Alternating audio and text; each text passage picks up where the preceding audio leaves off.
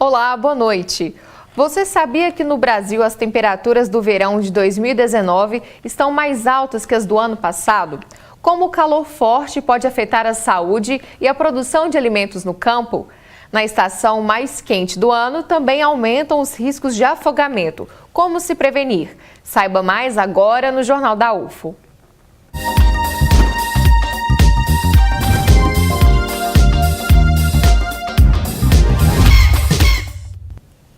A Oficina Cultural de Uberlândia abriu vagas para o projeto Dança Circular Ciranda de Balanço. Podem participar mulheres grávidas e mães com bebês de até 18 meses.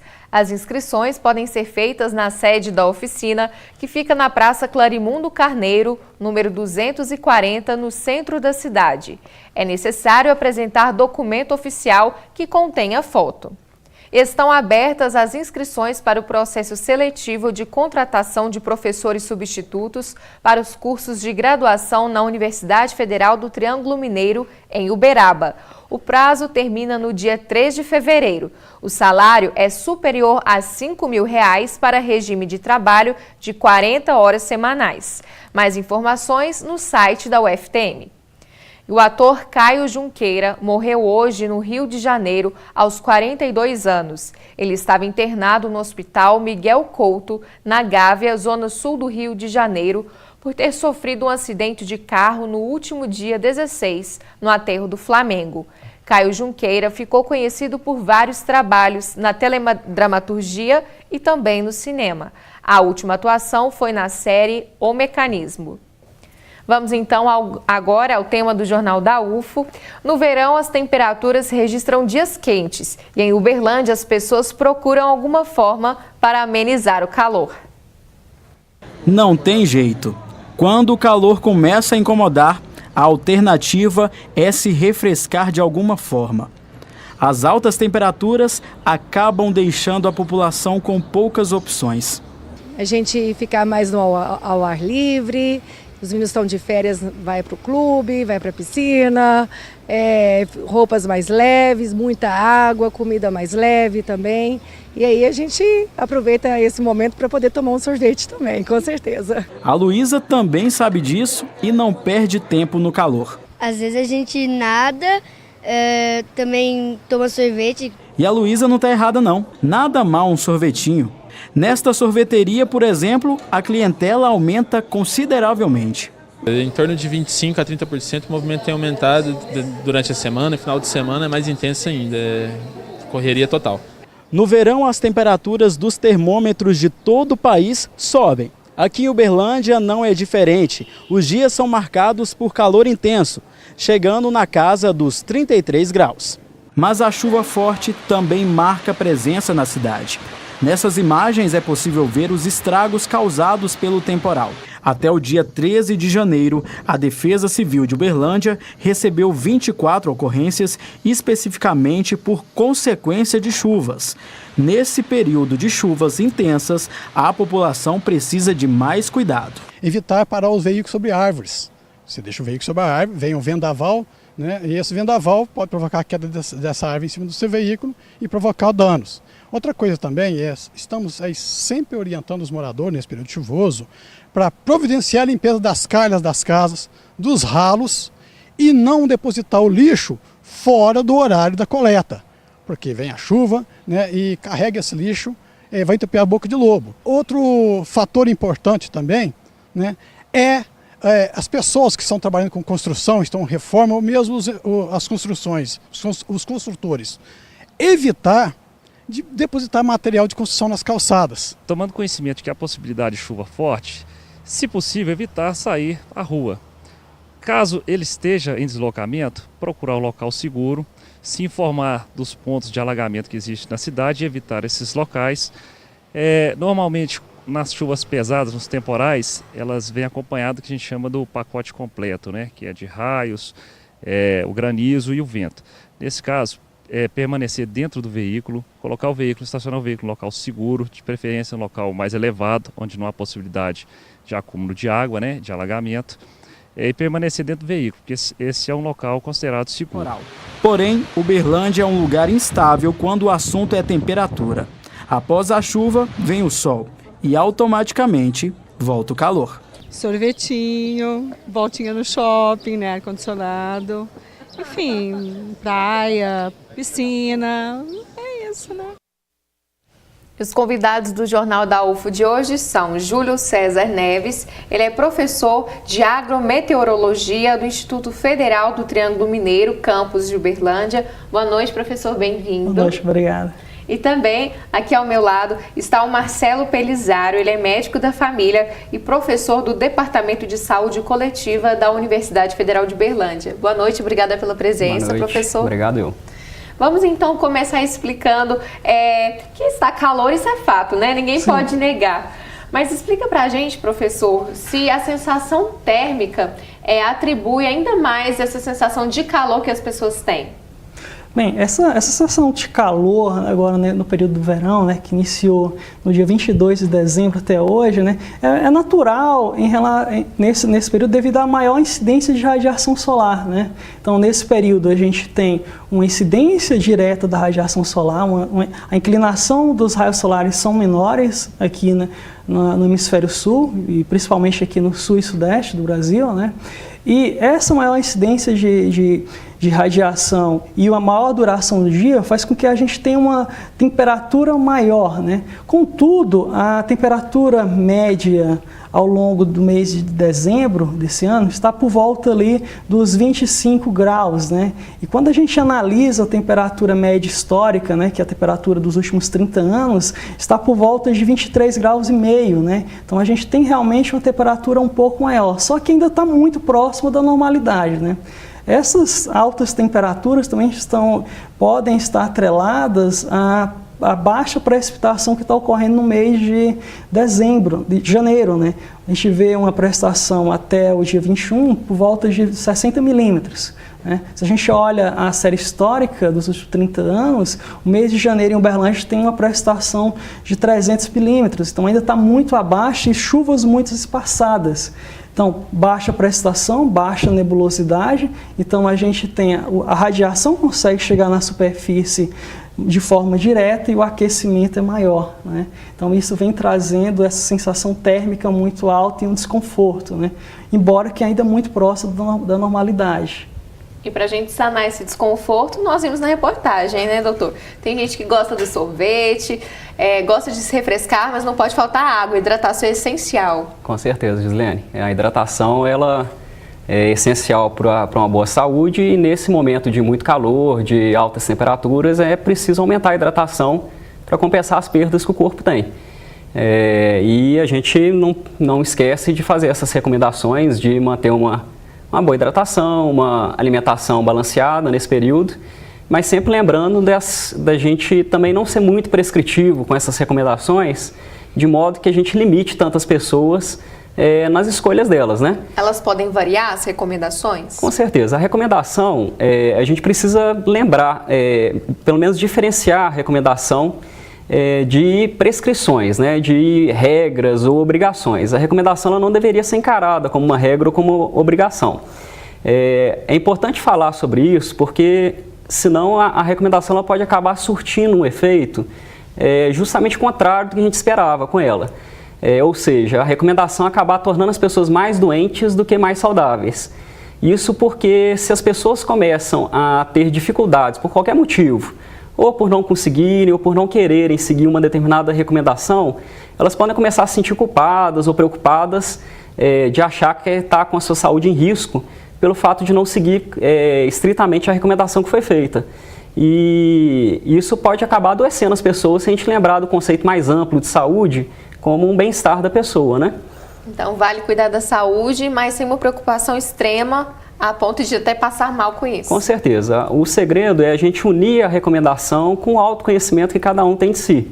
Então, a recomendação ela é uma orientação do que a gente conhece com base científica, e a gente sabe que a ciência ela é provisória, ela volta e meia, ela acaba sendo atualizada por novos estudos, e a intenção da recomendação é que as pessoas elas sejam orientadas com base na melhor informação disponível para que elas tomem as melhores decisões com relação à própria saúde. E lembrando que as necessidades individuais, elas variam muito de pessoa para pessoa. Então, as recomendações, elas são genéricas, elas são gerais. É importante que cada pessoa adapte a recomendação para o seu próprio contexto, para o seu próprio estilo de vida. Tá certo. Falando então sobre essa questão do aumento das temperaturas, professor Júlio, outro fator que influencia muito nesse momento é o fenômeno do El Niño. Conta pra gente melhor sobre isso. Sim. Tanto no ano passado já ocorreu o El Niño quanto esse ano, então há uma persistência do fenômeno El Niño, que nada mais é do que o aquecimento anormal das águas do Pacífico Equatorial, né? Então esse aquecimento ele muda o ciclo das células da circulação geral da atmosfera, certo? E isso dificulta a formação das zonas de convergência do Atlântico Sul, que é aquele corredor de umidade que a gente vê muito no jornal, né? Que vem da Amazônia em direção ao sul e sudeste brasileiro, né? Mas para formar chuvas também de grande magnitude, né? Chuvas com as famosas nuvens cúmulos-nimbus, né? Há também a necessidade da chegada de frentes frias, né, que vinham do sul, né? E no momento está havendo um centro de baixa pressão próximo ao litoral, próximo ao litoral paulista, né? Então ela não permite que essas frentes frias adentrem. Então o somatório do efeito do El Niño com essas zonas de baixa de alta pressão faz com que a gente tenha uma diminuição da precipitação em janeiro aqui, né? E aumenta a temperatura. Tá certo. E falando então desses aspectos, verão, né? E nesta terça-feira choveu em várias partes de Uberlândia. Teve até, gente, chuva de granizo em alguns pontos da cidade. Será que esse temporal vai continuar? Veja na previsão do tempo.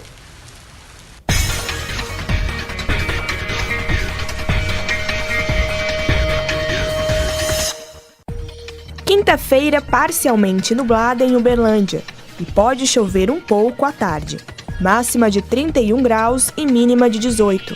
Os termômetros em Patos de Minas marcam a mesma coisa, entre 18 e 31 graus. A nebulosidade permanece e a chuva deve aparecer. Não há previsão de chuva para Monte Carmelo, mas o sol fica entre nuvens durante todo o dia. A mínima é 19 graus e a máxima 31.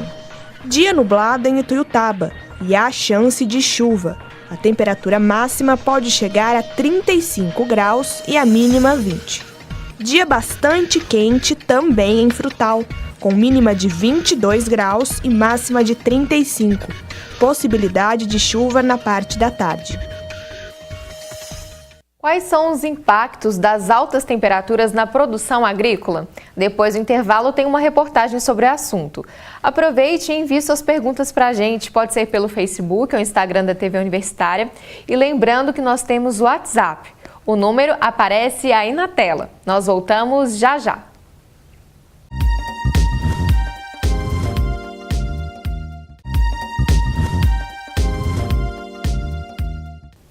Será que no verão a agricultura precisa de mais atenção?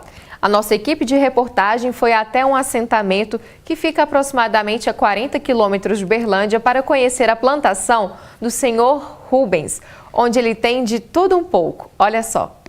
Tempo aberto e sol forte. Cenário típico para uma boa plantação. Com esses elementos, é possível começar o plantio de várias verduras, frutos e hortaliças. Esse sistema é conhecido como agroecologia. O conceito de agroecologia é muito amplo, né? Então, assim, para mim, é definido como uma política, né? Um movimento social em que a gente tenta conciliar a preservação do solo, né? E com a produção de alimentos, né? Então, a gente juntar esses dois elementos para que a gente consiga melhorar cada vez mais a situação dos nossos solos, né? E a agroecologia trata também de uma parte social bastante importante, né? Que é a valorização do agricultor, né? E assim, a valorização dos alimentos, né?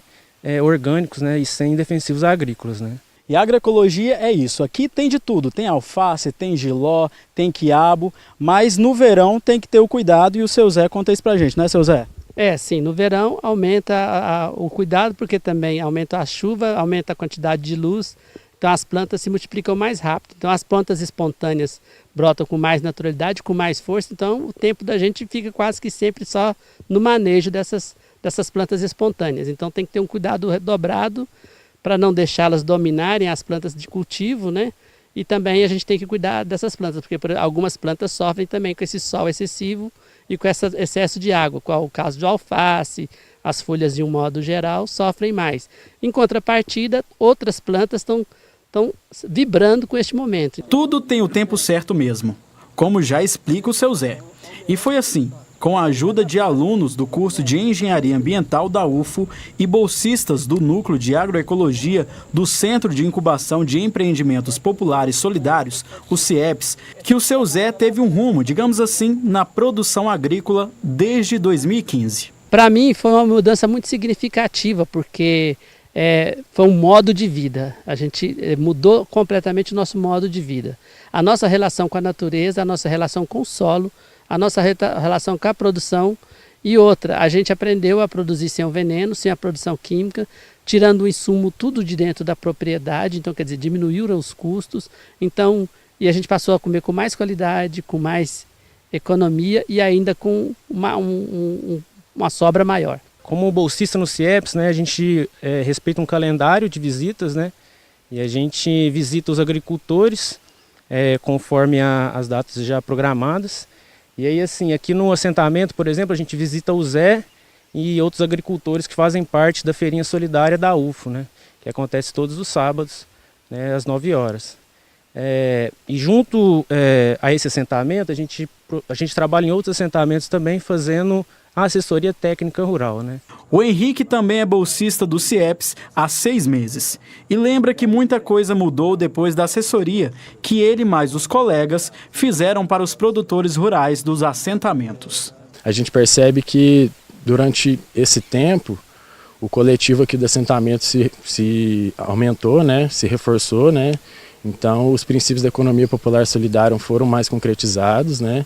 A produção aumentou, então a gente percebe que o coletivo mesmo do assentamento aumentou muito. Então isso soma tanto para a valorização do trabalho deles, né, tanto pelo trabalho que eles fazem também com todo o ecossistema, né. Seja na chuva ou no sol, o que importa mesmo é ter qualidade e bom preço. Não é mesmo, seu Zé? Essa história de falar que o produto orgânico é mais caro é a criação das pessoas para poder agregar valor num produto que, na verdade, até sai mais barato, porque você não tem gasto com produto químico, com insumos químicos para a produção, adubação química, essa coisa toda, não tem o gasto com defensivos agrícolas, venenos e agrotóxicos de modo geral, e você consegue produzir isso aqui dentro da propriedade mesmo. Então, o que significa que, para nós, o interessante é vender a nossa sobra, porque o importante é a nossa alimentação segura. A nossa sobra vender com qualidade e a um preço justo. Professor Júlio César, no primeiro bloco, você explicou em detalhes essa questão do fenômeno El Niño e como que isso influencia numa redução das precipitações, ou seja, menos chuvas. Exato. Como que os pequenos produtores e também grandes produtores podem lidar, então, com esse momento de menos chuvas no verão? Bem, quanto maior a temperatura que a gente viu, a gente está tendo esse problema de baixa precipitação no mês de janeiro, né? E é um mês preocupante, uma vez que para a produção de grãos, por exemplo, aqui, que é um destaque muito grande do Triângulo Mineiro, é um mês que a soja, o milho, eles estão entrando na fase de floração e enchimento de grãos, né? Então, essa é a fase em que as culturas têm uma maior demanda hídrica. Então, ela evapotranspira mais, ela perde mais água, tanto por evaporação do solo diretamente, como por transpiração, né? E com essa precipitação abaixo da média, então essas plantas elas vão sofrer se não houver técnicas de reposição dessa água via irrigação, como a gente viu na matéria, né, da agroecologia, eles tinham irrigação, então eles conseguem suprir essa água quando não chove, né? Mas quando não há sim quedas de produtividade, né? E todas as fases da cultura são importantes, né? Você ter água na quantidade certa no momento certo. Contudo, na fase de florescimento de grãos, isso é mais é muito mais preciso e causa um impacto, uma queda na produtividade muito maior, né? E um outro problema também dessa alta temperatura é que ela traz condições, digamos assim, favoráveis para o desenvolvimento de doenças, né? Doenças fúngicas, quando você tem também uma umidade relativa elevada, né? Que é uma das condições do verão, mesmo chovendo. E também ela traz o desenvolvimento também de insetos, né? Então, assim, insetos eles se desenvolvem muito rápido com temperaturas entre 25 e 30 graus, né? Então, a gente está nessa situação, né? A temperatura média, se a gente pegar a média diária, a gente está com a temperatura média por volta de 25 graus e meio, né? Então, a gente tem isso. E a gente também não está passando uma temperatura que prejudique a formação desses insetos, né? Então, você tem condições favoráveis para ter digamos assim, essa falta de chuva, ela pode gerar uma queda de produtividade final. E falando em proatividade final, como que fica também produtividade a questão do bolso do consumidor? Porque então, se há menos produtividade de determinados produtos, isso reflete na mesa das pessoas. Qual a dica que você dá para quem está nos assistindo para conseguir, talvez, então, nesse tempo de calor, conseguir se alimentar de forma saudável, né, entender essa movimentação do campo e o clima? Com certeza, né? Então é a lei da oferta e demanda, né? Então, normalmente, culturas de um maior valor agregado, né? Por exemplo, hortaliças, então, normalmente, grande parte, eles têm sistemas de irrigação, então elas não são tão afetadas pela essa deficiência hídrica, né? E já as grandes culturas, né, as grandes áreas, lavouras de soja, milho, aqui a gente ainda tem algumas áreas dessa irrigada via pivô, mas ainda é uma quantidade muito pequena. Então ela traz sim uma queda de produtividade e pode haver um valor agregado maior, né? É claro que esses grãos, eles são commodities, né? Então a cotação dela é relacionada com o mercado internacional. Certo. E no verão, é possível então perceber que há um aumento de banhistas nas cachoeiras e represas da região. Mas vale o alerta para manter o local limpo e evitar riscos de afogamento. O cenário é bonito, bom para aproveitar no verão, principalmente para dar um mergulho. Rafaela faz parte do grupo Amigos da Cachoeira, que ajuda a manter lugares ecológicos limpos. Ela conta que esse intuito sustentável começou desde criança.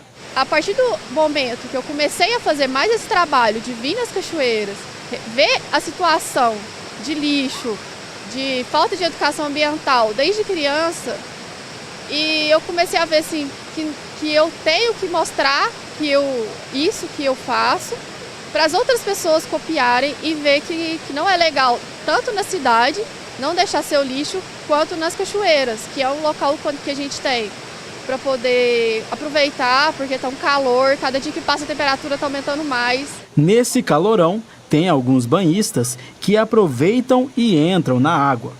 Para isso, é necessário ter todo cuidado.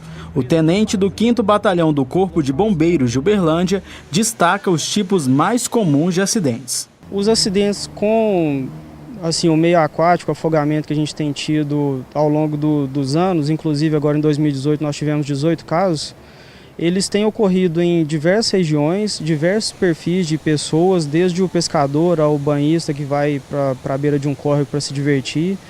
Então, a recomendação que a gente dá para as pessoas é sempre se manter em locais rasos, locais em que se dê para conhecer como que é o relevo do fundo do local para poder nadar. Quanto aos pescadores, não é porque a pessoa tem experiência, está acostumada a frequentar a represa que ela pode dispensar o uso do colete.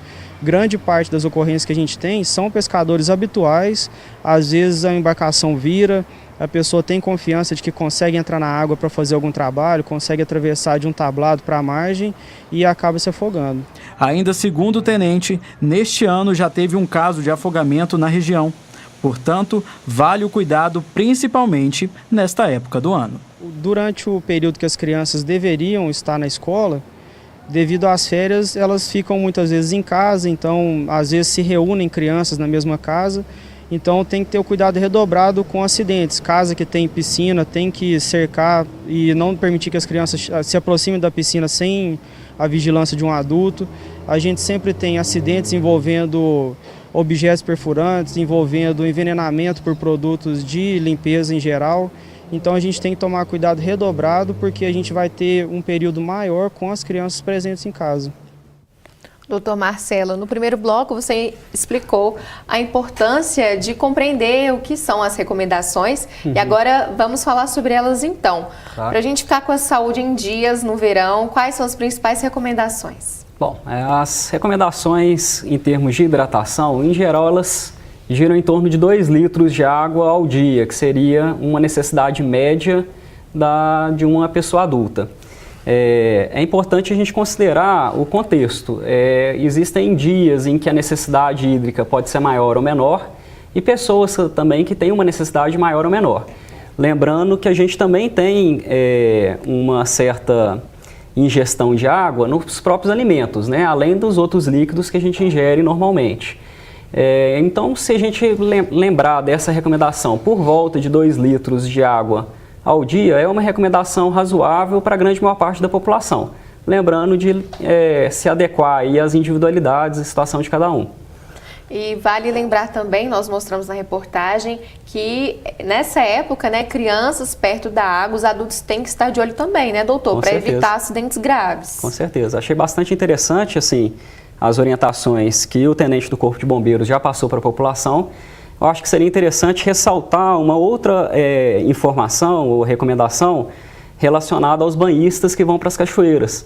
Nesse período em que é muito comum ter chuvas, e muitas vezes chuvas que são rápidas e com grande volume, sempre existe aquele risco da tromba d'água.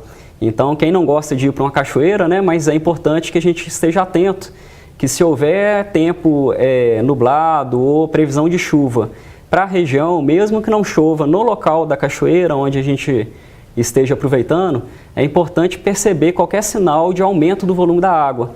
E se isso acontecer, sair imediatamente do rio, porque existe uma razoável frequência de afogamentos por tromba d'água. E tendo crianças por perto, cuidado redobrado, né? Crianças que não sabem nadar sempre com boia e com a supervisão de um adulto. Interessante você tocar nesse ponto. Explica pra gente nessa questão de meio ambiente, a tromba d'água, por que ela acontece e para todos ficarem atentos. Bem, boa parte das chuvas no verão são chuvas convectivas, né? Massas de ar quente e úmida, né, se acendem, elas são menos densas, então elas sobem rapidamente e precipitam muitas vezes em um local, em uma escala espacial muito pequena. Exemplo da chuva que ocorreu ontem, no dia 22, né? Choveu em algumas partes de Uberlândia, chuvas inclusive com granizo, então essa massa de ar ela sobe muito rapidamente, então ela passa do estado de vapor para o estado líquido, se eleva a altitudes aí a 12, 13 mil metros, então a temperaturas de menos 40 graus, por exemplo, ela congela e esse gelo cai na forma de granizo, né? Então, muitas vezes essa chuva ela pode ocorrer na cabeceira da bacia, um ponto acima de onde os banhistas estão, né? Então, cai uma prestação muito alta naquele espaço, ele acha que não choveu, né? Porque não choveu no ponto onde ele está, e essa água, ela se concentra ao longo da bacia, entra no córrego, no rio, que é um dreno natural, e chega de uma só vez no ponto onde está o banhista. Então, isso é a tromba, a chegada de um volume de água em um curto período de tempo, sem o banhista muitas vezes estar esperando, né? Então isso é bastante perigoso, né? Algumas pessoas viram também, relataram imagem de redemoinho no céu ontem também. Esse é um outro fenômeno? Sim, esses redemoinhos eles são intrínsecos da formação dessas nuvens. Essas nuvens, ela tem uma denominação chamada cúmulos nimbus, né? Que são nuvens, igual a imagem está mostrando aí, são nuvens de alta, elas se formam muito rápido, a turbulência é muito alta e essa turbulência pode gerar esses redemoinhos, né? Então isso é extremamente perigoso. Vale atenção então nesses casos, sim, né? Sim. Principalmente pela ocorrência de raios, né? Descargas elétricas. Certo. Para a gente encerrar, então, sua última fala, doutor. Sim. Exposição ao sol também, qual a recomendação no verão? Certo. Esse é um ponto importante também no verão, né? Que normalmente as pessoas se expõem mais ao sol até para poder curtir o clima mais agradável, piscina, clube, praia. E as recomendações principais com relação à exposição ao sol é cuidar da pele para evitar problemas, não só de queimadura de pele, mas o que a gente teme mais que é o câncer de pele, que é bastante associado à exposição ao sol. Sempre que possível, procurar locais de sombra, locais protegidos em barracas, mas quando for ter exposição direta ao sol, usar protetor solar e roupas, na medida do possível, com manga comprida, chapéu, de uma maneira que a gente consiga aumentar ao máximo a proteção, unindo várias estratégias. Com relação ao protetor solar, lembrar de reaplicar a cada 2 a 3 horas. As pessoas muitas vezes esquecem de fazer a reaplicação e isso diminui bastante a eficácia do protetor solar. Fator de proteção preferível acima do fator 15. Boas partes das sociedades recomendam o fator de proteção 30. Mas é importante esclarecer que o fator de proteção não é o aspecto mais importante na proteção do protetor solar em relação à exposição ao sol, e sim a reaplicação na periodicidade recomendada. Tá certo. Muito obrigada, doutor Marcelo, pelas informações. Obrigada também, professor Júlio César, pela sua participação aqui no Jornal da UFO. Esta edição, então, fica por aqui. Amanhã estamos de volta. Boa noite, até lá.